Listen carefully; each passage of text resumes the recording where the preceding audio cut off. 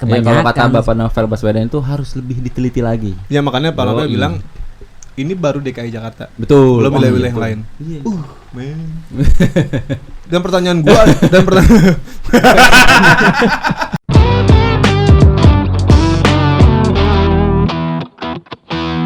Assalamualaikum warahmatullahi wabarakatuh. Ya. Sehat bos? Alhamdulillah. Tapi ngomong kita sekarang tag nggak ada problem ya, lancar ya. Alhamdulillah. Cuman jadwal teratur gitu. Iya. Ya kan? Teratur sekali. Pemirsa kita juga, penonton kita udah Puas kalau nggak nonton nih kan. Dia lagi. Ya, pertama ya kita ada berduka juga. Kopi ya. dan jauh-jauh bos. Oh iya. Kita juga berduka nih sama kejadian saudara-saudara kita yang sama yang menimpa saudara-saudara kita di Palestina. Yang sekarang lagi dari udah berapa hari yang lalu ya? Ya, dari sebelum bulan puasa, di awal puasa. Sebelum lebaran itu ya lagi panas-panasnya lah gitu. Betul. Walaupun emang konfliknya udah lama gitu kan. Cuman memang udah ya ada menahun. redupnya, ada redupnya, ada naiknya gitu loh. Ya. Tingkat sensitivitasnya gitu. Ya. Terlebih gini. Kita juga prihatin juga kalau ngedenger ada statement dari apa ya? Katakanlah tokoh lah. Tokoh negara gitu loh. Yang memang udah ada memiliki apa ya? Nama lah. Memiliki nama. Iya, punya lah tokoh. Kasihan kalau tokoh nggak ada kasih nama. Tokoh doang gitu jadinya. Ada statement dari seorang tokoh tuh bilang katanya urusan di Palestina itu bukan urusan kita. Ya, seperti orang awam ngomong seperti itu ya. Iya. Why? Iya, karena kalau orang awam nggak paham politik, nggak paham situasi segala macam, apalagi namanya sekelas undang-undang dasar negara kita itu kan, menghapus penjajahan di atas dunia. Ya, Kok bisa bicara seperti itu gitu. Bukan urusan kita. Iya, seperti urusan kita. Padahal dulu katanya Palestina yang mendukung negara kita ini merdeka. Iya. Ya, benar sih. Iya sih, maksudnya dari kan kayak ada berbagai macam pendapat nih kayak tentang konflik yang ada di Palestina gitu kan. Ada yang bilang katanya Palestina nih konflik yang terjadi antara Israel dan Palestina it's not about religion gitu loh. Bukan soal agama gitu. Humanity katanya. Ini soal humanity gitu. Terus juga ada sebagian yang mengatakan bahwa bukan, ini emang pure it's about all religion gitu loh. Anggapan bahwa tidak ada tendensi agama di sana itu adalah kayak seolah-olah mendistorsi adanya hal itu gitu loh. Dan kedua hal ini nih ada gitu kan. Artinya kan mereka yang punya anggapan-anggapan masing-masing ataupun ada polar-polar di masyarakat membuktikan bahwa masyarakat kan peduli gitu kan. Atau tadi lu bilang tadi paham politik atau bisa katakanlah situasi sekarang gitu loh. Tapi sekelas tokoh itu sendiri mengatakan begitu gitu loh. Kayak seolah-olah cara berpikirnya tuh kalah sama masyarakat awam gitu loh ya kan. Betul. Gitu maksudnya. Apa dia mengawamkan diri? Jadi membodohi diri sendiri itu. Bukan gue yang ngomong. Ya mungkin kan? Iya mungkin sih. aja. Ya kan banyak orang yang enggak sadar membodohi dirinya sendiri gitu loh. Iya. Membuat dirinya terlihat bodoh. Bertingkah bodoh. Banyak yang bilang bahwa uruslah negeri orang-orang terdekat kita dulu baru orang luar gitu. Padahal sebenarnya kita juga harus menolong orang terdekat kita juga memang. Gitu. Iya. Faktanya memang seperti itu. Menolong dengan saudara kita yang sebelah kita, tetangga kita kan. Itu orang juga dengan yang ada di luar gitu, di luar negeri kita gitu. Dan itu perlu. Atau mungkin dia mau mengatakan bahwasannya urusan negeri di sana ya urusan orang sono gitu. Ya kan dibalik aja kalau misalnya kita yang seperti itu bagaimana, Bos? Ya urus diri lu sendiri. Biasanya kalau orang yang ngomong, kalau orang yang cuek, kita lihat dari person aja lah, kayak misalkan ini bukan kayak antar konflik, antar manusia aja nih, ya, misalkan. Kemanusiaan lah. Gua kayak enggak peduli sama lu. Biasanya kalau gua kena musibah, gua tuh pengen dipedulin sama orang biasanya gitu loh. Betul. Lah sama tetangganya kita harus baik kok. Iya betul. Ya kan? Iya benar. Saling ngasih makanan, saling ngasih minuman, apalah pokoknya. Nggak perlu kudu ngelihat itu konflik agama kah atau apa gitu kan. Iya. Bener. Iya kan sama tetangga negara sama tetangga negara sebelahnya kan juga sama tetangga juga. Artinya kita harus peduli lah gitu. Kayak ini ya memang fakta bahwa adanya skat-skat negara itu memang membuktikan adanya bahwa kita tuh bisa berpikir kayak gitu loh. Lu gua. Iya benar. Iya itu kan. Jadi yang fakta itu yang dijadikan nama kita tuh sebagai tolok ukur, ya kan? Padahal fakta itu sendiri pun ada baru-baru ini. Dulu nggak ada fakta nasionalisme itu sendiri pun itu nggak ada gitu loh dulu. Sekarang tuh baru ada gitu maksudnya. Asasnya sekularisme. Itu seolah-olah tuh kayak nggak bisa keluar atau nggak bisa berpikir di luar fakta yang ada sekarang. Betul. Kayak nggak bisa keluar dari fakta yang ada cuma saat ini gitu loh. Kayak nggak visioner gitulah gitu. Mungkin gitu. Iya kan? Iya. Ya. Ya tapi apa namanya? Itu juga sih sebagai pembelajaran buat kita semua ya. Iyalah. Kalau memang ternyata negara kita yang katakanlah tadi dibilang bahwa kita didukung penuh oleh Palestina untuk kemerdekaan gitu kan. Yang Palestina punya jasa sama negara kita gitu kan. Apa namanya? Masih banyak kok ternyata yang peduli. Bodo amat. Oh, bodo yang amat. bodo amat kayak begitu gitu. Iya. Ini bukan saat ini dia orang ini bisa aja loh mewakili dari berjuta orang, ribuan puluhan orang di Indonesia yang emang berpikiran sama. Iya, Dan itu buktinya bahwa banyak kan di Instagram yang berani hina-hina gitu kan, iya kan? Banyak banget itu. Jadi kayak sama aja kayak nonton bola gitu ya. Ada orang pemainnya gitu kan, ada yang komentator di tribunnya, ada yang benar-benar cuek banget di luar tribun gitu, nggak peduli dengan apa yang terjadi. Lu menang lu kalah nggak ada urusan sama nggak gua. peduli dengan apa yang terjadi dalam stadion itu gitu. Kita mau yang mana tuh, ya kan? Padahal apa yang terjadi di Palestina itu kan nggak bisa melepaskan dengan apa yang terjadi di luar Palestina, benar nggak? Iya benar. Nggak, maksud gue ini loh. Iya, lu kudu ngerti dulu benar iya, makanya benar gue udah ngerti pas dia ngomong. Maksud gue gini kan, konflik antara Israel dan Palestina itu kan salah satu dari sekian banyak konstelasi politik internasional, ya kan? Artinya ketika bicara konstelasi politik internasional, Israel dan Palestina sendiri pun itu bagian dari konstelasi politik internasional, di mana memang saling berkaitan satu sama lain, ya kan? Iya, betul. Iya kan? Betul. Iya, kayak misalkan gini kalau dikatakan itu nggak ada kaitannya sama konstelasi politik internasional. Sampai sekarang rejim-rejim Arab yang ada gitu kan, itu kayak seolah-olah tuh cuma apa ya, nonton aja gitu loh. Nonton sekalinya ada penindasan itu mengecam lah paling jauh. Ya itu doang. Itu juga anak baru gede kemarin juga bisa kayak gitu mah. Iya gitu. Karena itu termasuk bagus lah gitu. Iya organisasi daripada yang dunia tadi PBB ya kan. Ya, itu bahasa itu geopolitik bos, itu geopolitik. Iya, nanti itu. kita bahas bersama dengan ahli ya. Gitu. Oke, boleh. Tapi BTW anyway, kita punya penampilan baru nih cuy. Biar bagus aja di depan kamera. Mudah-mudahan sih dengan begini dengan ini menambah subscriber. Oh iya pasti nambah bos. Nambah ya? Pasti nambah. Oke. Buat lu yang baru subscribe, terima kasih. Silakan share dan like, apalagi ya? Halo channel, welcome to my guys. Anda subscribe di channel yang tepat. Iya, insyaallah. Nah, terus juga yang heboh lagi heboh di apa namanya? Di Indonesia. Woi, berbarengan tuh ya. Berbarengan juga nih. Kemarin baru kita bahas juga sih soal TWK, ya kan? TWK. Ternyata kebangsaan. Udah 2 kali TWK-nya itu kita bahas. Iya, udah 2 kali. Udah 2 kali ya. Dan TWK itu juga ternyata berdampak kepada sikap orang-orang yang memang nggak lulus. Waktu itu kan kemarin ada 75 pegawai itu kan. Dan ternyata ya kenapa gue bilang berdampak karena kemarin itu Pak Novel Baswedan berserta beberapa orang yang nggak lulus TWK ternyata itu mengadukan, melaporkan apa namanya? Apa mungkin karena ada isu mau dipecat ya dari KPK karena tidak lulus itu. Tidak lulus itu akhirnya dipecat. Meskipun Bapak Presiden kita itu mengatakan jangan langsung seperti itu, harus dilihat dulu, gitu kan.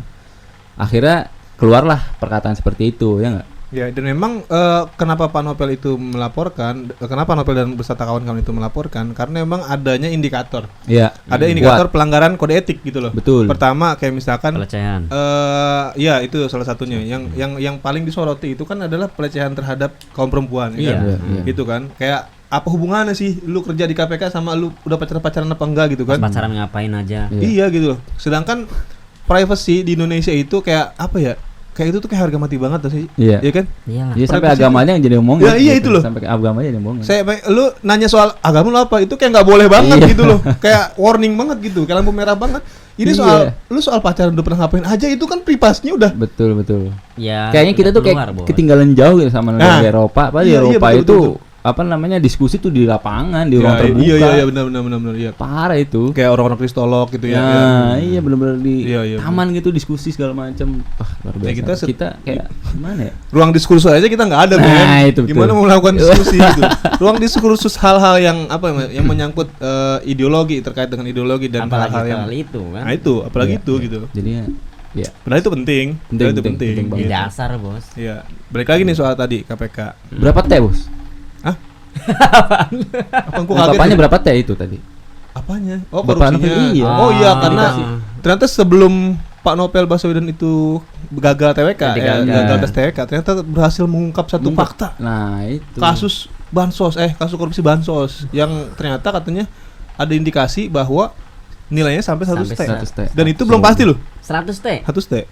Masih bisa naik, bisa turun. Iya, betul. Itu yang dulu berangkat dari 17 T kan? Iya, itu. Iya kan waktu dulu kita pernah bahas. Kita bahas lebih dari segitu. Dan emang gak kira-kira lebihnya, Bos. Itu dia. Karena kan bicara soal kasus korupsi yang dilakukan oleh pejabat pemerintah itu biasanya kan terstruktur ya. Ya kan terstruktur rapi gitu loh. Artinya melibatkan banyak pihak dong. Contoh misalkan kemarin tuh yang kasusnya Pak Juliari Batubara gitu kan. Melibatkan banyak orang juga kan, termasuk supirnya sendiri pun terlibat gitu di situ. Walaupun ditetapkan sebagai saksi gitu. Ini membuktikan bahwa adanya mafia rente di lingkaran pejabat pemerintah itu banyak banget, men. Iya kan? Banyak banget. Luar biasa itu. Yang ketahuan aja banyak. Yang ketahuan aja banyak, apalagi nggak ketahuan gitu loh. Iya, itu dia. Bisa jadi sih. 100 T mau buat apaan lo? Ya bagi-bagi ya. Bagi-bagi. Ya kalau ditanya buat apaan ya bingung juga, cuy. Bingung. Gue punya duit yang lebih dari biasanya aja, gue bingung loh. Iya, apalagi 100 T. Iya. Gue biasanya punya duit 1 juta nih misalkan ya kan. Seminggu gue punya duit 1 juta gitu. Seminggu gue punya duit lebih dari 1 juta. Gue bingung itu mau ngapain, buat apa tuh lebihnya gitu loh. 100 T, 20 T. Anda jangan menuduh seperti itu.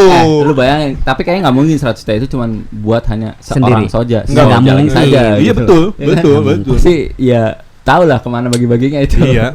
10 orang pun kayaknya kebanyakan. Kalau kata Bapak Novel Baswedan itu harus lebih diteliti lagi. Ya makanya Pak Novel bilang ini baru DKI Jakarta. Betul. Belum wilayah-wilayah yang lain. Iya. Man. Dan pertanyaan gua Kenapa jahat? Iya, jahat.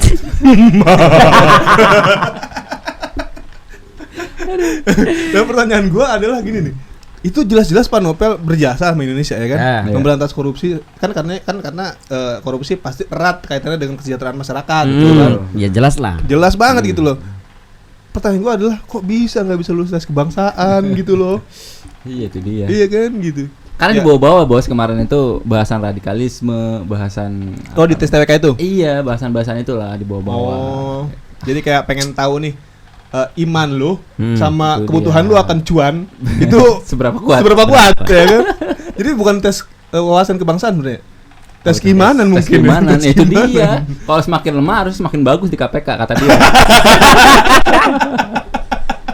Oh, jadi semakin dia lemah iman, semakin dia bagus untuk kerja di KPK gitu. Wow. Kan, jadi kayak copet ya. Jadi copet. Ini kan talent copet ya kan. Anda pengangguran. Anda apa namanya? Apa? Anda pengangguran, Anda lemah iman, Anda apa nih? Anda lulus menjadi copet. Anda menjadi copet, ya kan? Orang-orang yang gitu dicari berarti itu. Iya, nggak tahu lah pokoknya begitu lah.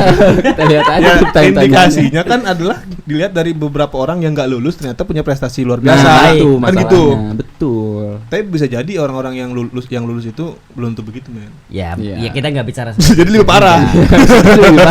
Iya.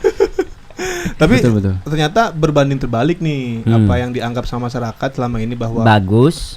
RUU KPK itu adalah upaya pelemahan KPK terhadap KPK. Ternyata kata Pak Pres itu tidak seperti itu.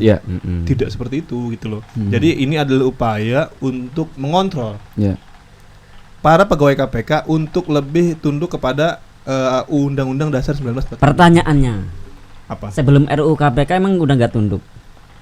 Wah, nggak tahu. Jangan tanya gua dong. Susah juga. Besok manggil aja ke sini lah. Ya dilihat dari faktanya, ketundukan dan tidak tundukan pegawai KPK itu kan bukan dilihat dari apa namanya cara mereka atau efektivitas mereka memberantas korupsi. Kan begitu kan? Betul. Tetapi itu terlihat pada bagaimana kinerja mereka atau apa namanya? Keseriusannya. Bukan, maksudnya standar kerja mereka itu sesuai apa enggak dengan Undang-Undang Dasar 1945 gitu loh. Tapi bukan kepada personnya, paham maksud gua?